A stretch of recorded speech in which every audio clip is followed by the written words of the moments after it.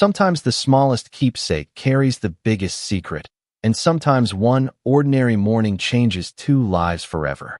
My name is Olivia Brooks, and until that Tuesday, I believed my life was completely ordinary. I was 25 years old, working the breakfast shift at Maple Grove Diner just outside Boston, serving pancakes, fresh coffee, and homemade biscuits to the same friendly customers every morning. My grandmother always reminded me that honest work built a peaceful life, and I believed every word she said. She raised me from the time I was a baby, and although she rarely spoke about my parents, she never allowed me to feel alone. The only thing she insisted I never take off was a delicate silver pendant hanging from a thin chain around my neck. She would gently touch it every birthday and quietly say, "One day this will answer a question you have never thought to ask." I never understood what she meant. To me, it was simply an old family keepsake. That rainy morning began like every other. The smell of bacon drifted through the diner, coffee steamed behind the counter, and country music played softly from an old radio near the kitchen. I balanced 3 breakfast plates on one arm and welcomed customers with the same smile I had practiced for years. Just after 9 o'clock, a black luxury sedan stopped outside the front entrance. A tall older gentleman stepped out wearing a charcoal gray suit that fit him perfectly despite the rain. I recognized him immediately from local newspapers and business magazines displayed near the register. William Foster, founder of Foster Industries, one of the most respected businessmen in New England. He quietly entered the diner without security, nodded politely to everyone around him, and chose a booth near the front window. There was nothing dramatic about him until I approached his table carrying a fresh cup of coffee. As I leaned forward to refill his mug, the silver pendant slipped from beneath my uniform and rested against my apron. The moment William saw it, the color disappeared from his face. His hand froze around the coffee cup. His breathing became uneven, and his eyes never left the pendant. Slowly, almost as though he feared the answer, he stood from his seat. The conversations around us faded into complete silence as nearby customers noticed his reaction. I instinctively stepped back, confused by the look on his face. He swallowed hard before speaking in a voice barely louder than a whisper. "Where did you get that pendant?" I touched the necklace without thinking. "My grandmother gave it to me when I was little," I answered. William stared at me for another long moment before tears quietly filled his eyes. Then, with hope and heartbreak woven into the same trembling sentence, he asked the question that stopped time inside the little diner. "Are you my daughter?" My heart pounded so loudly that I barely heard the rain tapping against the diner windows. Every customer seemed to be staring at us, waiting for someone to explain what had just happened. I looked into William Foster's eyes, searching for any sign that this was a misunderstanding or an elaborate joke, but all I saw was genuine hope mixed with years of quiet sorrow. I forced myself to breathe and gently shook my head. "I think you have the wrong person, sir," I said as calmly as I could. "My grandmother raised me. I have never met my father." William slowly nodded, almost as though he had expected that answer, yet his eyes never left the pendant around my neck. "May I ask something else?" he said respectfully. I hesitated before giving a small nod. "Has anyone ever told you where that pendant came from?" I touched the cool silver surface with my fingertips. "Only that it belonged to my family," I replied. "My grandmother said I should never take it off." His expression softened even more. "I gave that pendant to my wife 26 years ago," he whispered. "It was the last birthday gift I ever gave her before our daughter was born." My hands froze. The words sounded impossible, yet the sincerity in his voice made them difficult to dismiss. Martha, the diner manager, quietly walked over and asked whether everything was all right. William immediately apologized for disturbing the restaurant and assured everyone that he meant no harm. There was something deeply respectful about the way he carried himself. He never raised his voice. He never demanded answers. He simply looked like a man who had unexpectedly found a forgotten piece of his own life. After a long silence, he reached into the inside pocket of his jacket and carefully removed an old leather wallet. From a protective sleeve, he unfolded a faded photograph with extraordinary care. One side of the picture had been torn years earlier, leaving an uneven edge across the image. The young woman in the photograph wore the exact same silver pendant resting against my neck. William placed the picture gently on the table instead of handing it directly to me, allowing me to decide whether I wanted to look closer. My curiosity overcame my hesitation. I leaned forward and noticed something I had never seen before. The pendant around the woman's neck appeared slightly open. Without thinking, I pressed the tiny hidden latch on my own pendant for the very first time. It clicked softly. Inside was a carefully folded fragment of an old photograph that had been hidden there for as long as I could remember, and the torn edge looked as though it had been waiting decades to meet the photograph lying on William's table. For several long seconds, neither of us moved. I carefully lifted the tiny photograph from inside the pendant, afraid that even the slightest mistake might damage something that had survived more than 2 decades. William slowly slid his faded picture across the table until the torn edges almost touched. He looked at me for permission before moving any closer. I quietly nodded. With remarkable care, he aligned the 2 pieces. The irregular edges matched almost perfectly, revealing a complete photograph that neither of us had seen before. A young woman smiled brightly while holding a newborn wrapped in a pale blue blanket. Standing beside her was a younger William with one arm around his wife, his face filled with pride and happiness. I stared at the completed photograph, unable to believe what I was seeing. Martha covered her mouth in disbelief, while several customers respectfully looked away, sensing they were witnessing something deeply personal. William's voice trembled as he pointed toward the smiling woman. Her name was Sarah, he whispered. She was my wife, and that pendant was custom-made for her. There has never been another one like it. My thoughts raced faster than I could understand them. My grandmother had never mentioned Sarah. She had never mentioned William. She had never explained why the pendant was so important. I looked back at William and asked the question that had lived quietly inside me for years. What happened to your daughter? He lowered his eyes for a moment before answering. The day after she was born, there was a massive emergency at the hospital. Families were separated while patients were evacuated. Records became incomplete during the confusion. We searched everywhere for months, then years. Every investigator told us the trail had gone cold. My wife never stopped believing our daughter was alive, but she passed away without finding her. The sadness in his voice was impossible to ignore. Yet despite everything he had endured, he showed no anger, no bitterness, and no resentment. He simply looked like a father who had carried hope for far longer than anyone thought possible. I slowly closed the pendant and held it tightly in my hand. I need to talk to my grandmother, I said. She is the only person who might know why I have this. William gave a gentle nod.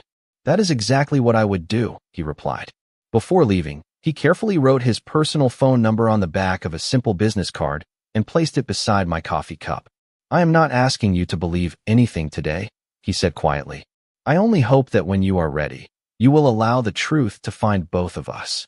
I slipped the card into my apron pocket, and as I watched him disappear into the rain, I realized I was no longer carrying only an old pendant. I was carrying the first real clue to the life I had never known. That evening, I drove home with the pendant resting in the palm of my hand instead of around my neck. The familiar streets of our quiet neighborhood suddenly felt different, as though every mile carried me closer to a truth that had been waiting for me all along. My grandmother, Eleanor Brooks, was sitting on the front porch, watering her flowers when I arrived. She smiled the way she always did whenever she saw me, but the moment her eyes noticed the pendant lying in my hand instead of around my neck, her smile disappeared. I had never seen fear appear on her face so quickly. Without saying a word, she slowly placed the watering can on the porch and whispered, "Who opened it?" My heart skipped a beat. "You knew it could be opened?" I asked. She closed her eyes for a long moment before quietly nodding. I sat beside her and told her everything that had happened at the diner, from William Foster recognizing the pendant to the torn photograph hidden inside. I even showed her the business card still tucked inside my apron pocket. She listened without interrupting, her hands folded tightly together. When I finished speaking, she stood up without a word and walked inside the house. I followed her into the hallway, wondering if she was about to avoid my questions once again.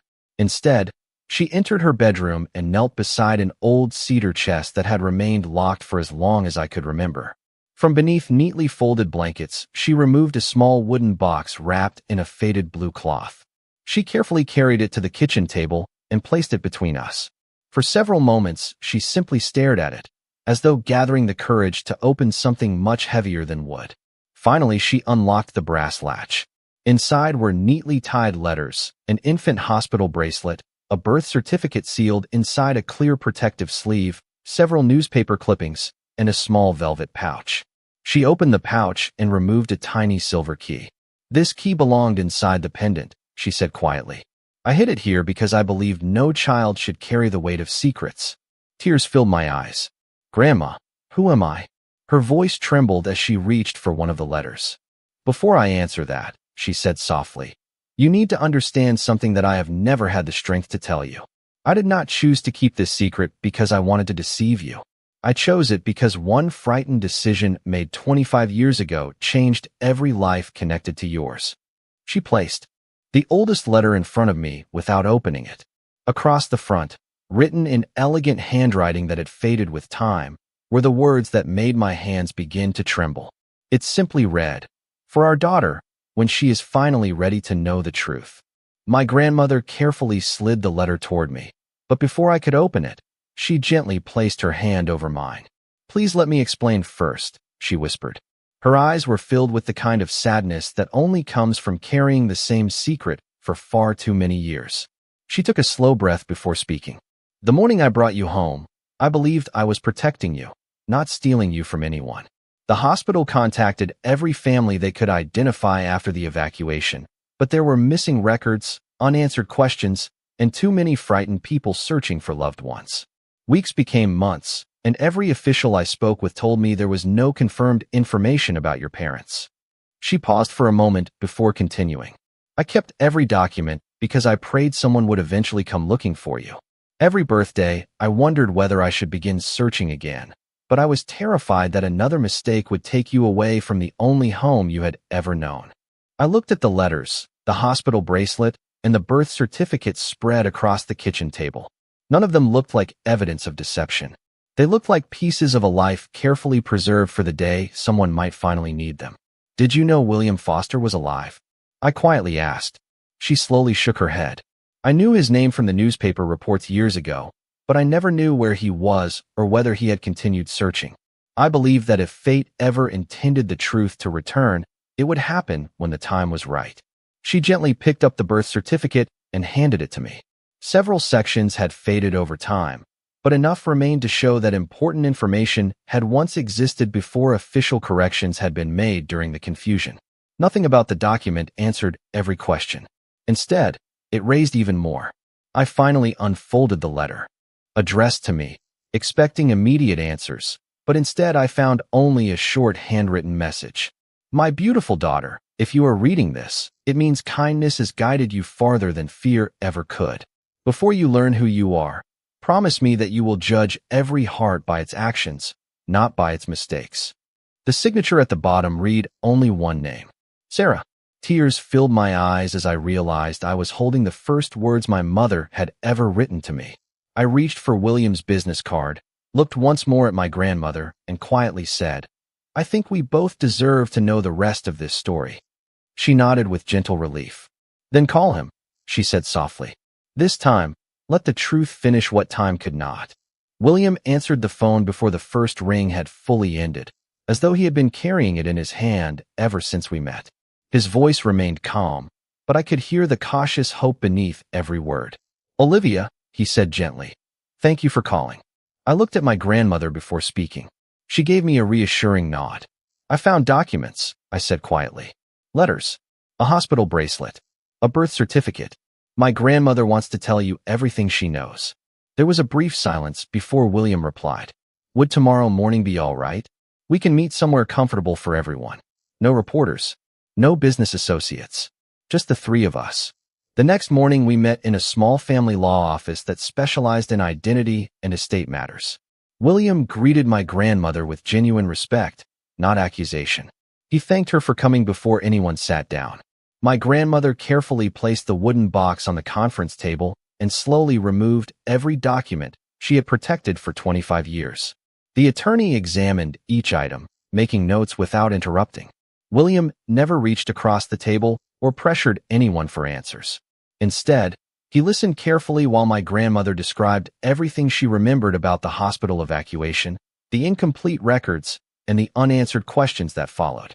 When she finished, William quietly said, "You did not act out of selfishness. You acted out of fear that a little girl would lose the only family she had left. Tears filled my grandmother's eyes. I have asked God to forgive me every day, she whispered. William gently shook his head. I believe you gave Olivia the greatest gift possible. She grew up surrounded by love. The attorney then explained that modern DNA testing could provide clear biological answers while the documents would help establish the historical timeline. Every step of the process was described carefully, and every consent form was reviewed together. Before either sample was collected, William looked directly at me. No matter what the results say, he said softly, nothing changes the respect I already have for the woman you became. His words eased a fear I had not even admitted to myself. We completed the testing, knowing the results would require several days. After leaving the office, William invited both my grandmother and me to a neighborhood cafe instead of an expensive restaurant. Over warm bowls of soup and fresh bread, he asked about my childhood, my favorite books, the customers at the diner, and the traditions my grandmother had taught me. He never mentioned his companies or his wealth. As we walked outside afterward, he handed my grandmother a small paper bag containing her favorite blueberry muffins because he had remembered her mentioning them only once. At that moment, I realized that long before any laboratory confirmed the truth, William was already proving the kind of father he had always hoped to be through simple acts of kindness rather than extraordinary promises. 5 days passed more slowly than I ever imagined possible. Every morning, I returned to Maple Grove Diner, tied on my blue apron, and served coffee with the same smile, yet nothing inside me felt ordinary anymore. Every customer who walked through the front door made me glance up for a brief moment, wondering whether my life was about to change again. William never called to ask about the test. He never tried to rush the process. Instead, each evening he sent one short message that simply read, I hope you and your grandmother are doing well today. There were no promises, no pressure, and no expectations. Somehow, those quiet words brought more comfort than anything else could have. On Friday afternoon, my phone finally rang. The attorney's office had received the laboratory report and asked all three of us to come in together. My grandmother squeezed my hand as we drove across town. Neither of us spoke very much because there were no words large enough for what we were about to learn. When we entered the conference room, William was already waiting beside the window. The moment he saw us, he stood and smiled gently before pulling out a chair for my grandmother. His kindness never seemed rehearsed. It simply came naturally. The attorney placed a sealed envelope in the center of the table. For several long moments, no one reached toward it. Finally, the attorney carefully opened the report and began reading aloud. The laboratory has completed the requested analysis using accredited parentage testing procedures. My heart pounded so loudly that I barely heard the next sentence. The probability that William Foster is the biological father of Olivia Brooks exceeds 99.99%. The room fell completely silent. My grandmother quietly covered her face as tears rolled down her cheeks. William closed his eyes, lowered his head, and released a slow breath that seemed to carry 25 years of unanswered prayers. When he finally looked at me again, there was no celebration in his expression, only overwhelming gratitude. Thank you, he whispered through tears. Thank you for giving me the chance to find you. I could not stop crying either. Every question I had carried since childhood suddenly became real. Yet before any of us could say another word, my grandmother slowly reached into the wooden box she had brought with her. Beneath the letters and photographs, she removed a tiny folded piece of paper that none of us had noticed before. It was sealed with faded blue wax and marked in Sarah's handwriting. Looking at William, she quietly said, The DNA tells us who her father is. This letter explains why the pendant was always meant to lead both of you back to each other.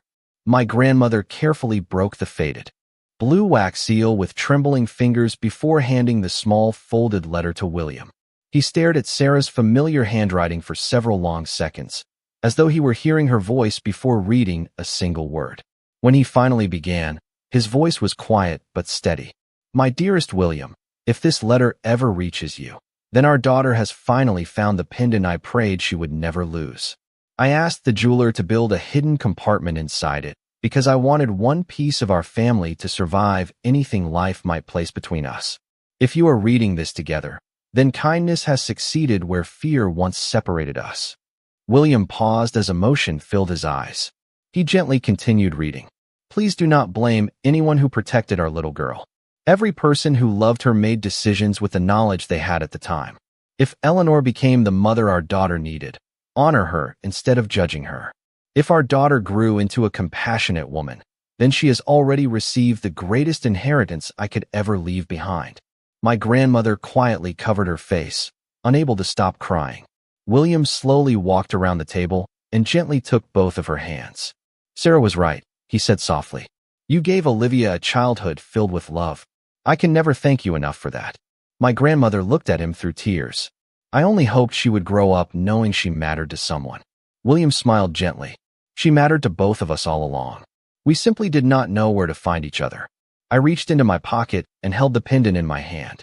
For the first time, it no longer felt like a mysterious keepsake. It felt like a promise that had patiently waited 25 years to be fulfilled. The attorney quietly gathered the completed documents, leaving us alone to absorb everything we had learned. William then opened a leather portfolio and removed dozens of birthday cards, holiday letters, and small sketches that had never been mailed because he had never known where to send them. Every year had been carefully dated. Every envelope simply read, "For my daughter, wherever you are." I slowly turned the pages, realizing that while I had believed I was growing up without a father, he had spent every birthday writing to a daughter he refused to forget. At that moment, I understood that the pendant had never been leading only me toward the truth.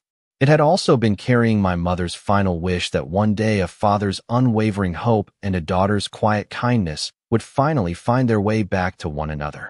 Life did not become extraordinary after that day, and perhaps that was the greatest blessing of all. I continued working at Maple Grove Diner because I genuinely loved the people who walked through its doors each morning. My grandmother remained in the same little house where she had filled my childhood with warmth, laughter, and unconditional love. William never asked me to change my life, and he never expected me to become someone different simply because we finally knew the truth. Instead, he quietly became part of the life I already had. Every Saturday morning, he stopped by the diner for breakfast, always ordering the same meal and thanking every server by name before leaving. My coworkers eventually stopped seeing him as the famous businessman from the newspapers and simply called him the kind gentleman who never forgot anyone's birthday. Some afternoons, he visited my grandmother to help her in the garden, and together they laughed over stories from years they had experienced separately but now shared as one family. One sunny afternoon, we visited the small memorial garden dedicated to Sarah. I placed the silver pendant beneath the sunlight for a moment before fastening it around my neck once again. It no longer represented unanswered questions or hidden sorrow. It represented promises that had survived time, distance, and uncertainty. William stood quietly beside me holding a fresh bouquet of white lilies. Your mother believed this pendant would guide us back together one day, he said softly. She had more faith than I ever realized. I smiled as I looked at the engraved heart resting against my chest. She was right, I answered. Before we left the garden, William carefully reached into his pocket and removed the tiny silver key my grandmother had, protected for so many years. With gentle hands, he placed it in my palm. This belongs to you now, he said.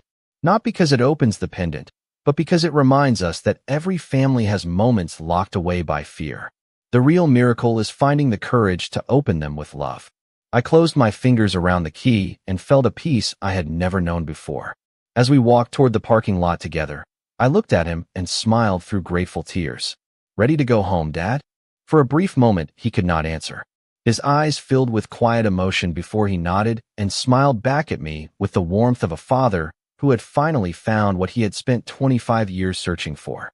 As the afternoon sun illuminated the silver pendant one last time, I realized that the greatest inheritance I had received was never hidden inside a fortune or a family name.